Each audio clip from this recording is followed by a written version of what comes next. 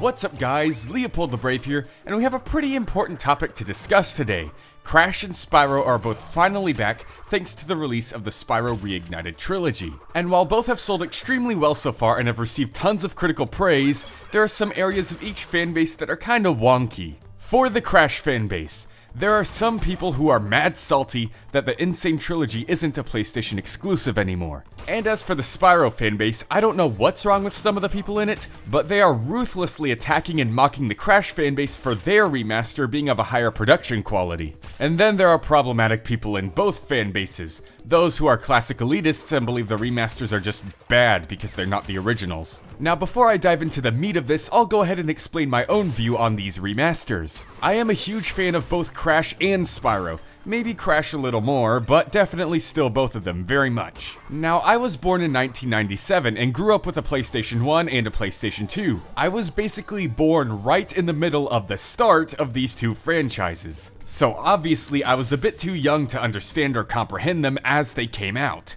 but they still were a part of my childhood growing up. And honestly, while I'm still very much in love with the originals, I think I adore the remasters even more. And you're allowed to like them more too. It doesn't make you a fake fan or anything. I don't know where people got the idea that liking a game outside of the original trilogy makes you a fake fan. But you guys just have to remember, these remakes happened because of us, but not for us. Yes, these two series were brought back due to a large amount of demand and outcry from fans like myself and others, but they're two small, cartoony animal characters. Kids are gonna be into it. They can't just pander to the nostalgia crowd. They have to make it fit for the newest generation. I mean, isn't that what the originals did anyways? They didn't have a nostalgia crowd to pander to. They were literally appealing to the current gaming generation. But either way, you can like whatever version of the games you want. Liking the classics and disliking the remasters doesn't make you a better fan. I mean, you can like the originals and dislike the remasters, that's just your personal preference, and that's okay. It just doesn't make you a better fan of either series or anything. Now let's get into the nitty-gritty of each fanbase, starting with the Crash fanbase since the remaster came out first. Now, when footage of the remasters were first shown off,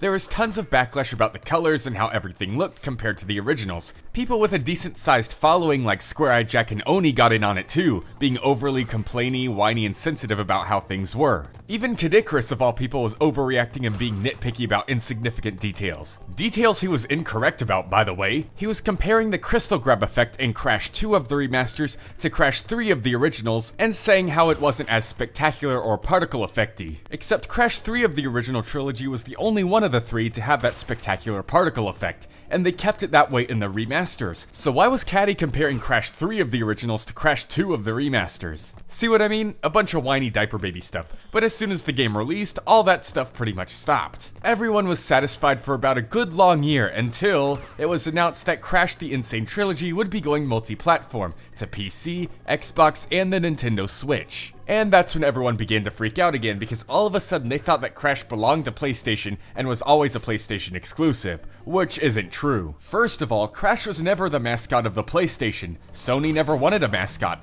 Crash just happened to be the most popular and most recognizable IP on there. And second, Crash has been multi-platform for the longest time, ever since Wrath of Cortex, which came out in 2001. Just barely 5 years after his first game. Crash is over 20 years old now, so he's been multi-platform for over 75% of his entire life. Besides, don't you want Crash to reach out to more people, grow bigger, gain more fans, and just become more successful as a franchise altogether? I know I do. I want to see my boy do good and become a powerhouse again. And with how successful the Insane Trilogy was, it looks like that's going to happen. So y'all need to chill out and just let Crash do his thing. On to Spyro. Now there weren't that many complaints leading up to release. Sure, there was a redesign here and there that a few people didn't like, but nothing major. People seem to have learned their lesson when it comes to complaining about colors and shading and all that. And that's also probably because it was super hard to find something to complain about. These remasters were really good and had a really high production quality compared to Crash. Now that's not the developer's fault. Creating the Crash remasters was taking a big risk and playing a game of chance. So Activision was very careful with it, using it as testing grounds for further remasters and continuations of each series. But with how much hype, talk, and success there was for Crash, Activision decided to have a bit more faith when it came to Spyro, and Sony a bit more faith when it comes to the upcoming Medieval remasters. So yes, Spyro fans, I know the Reignited trilogy is a way bigger upgrade to the originals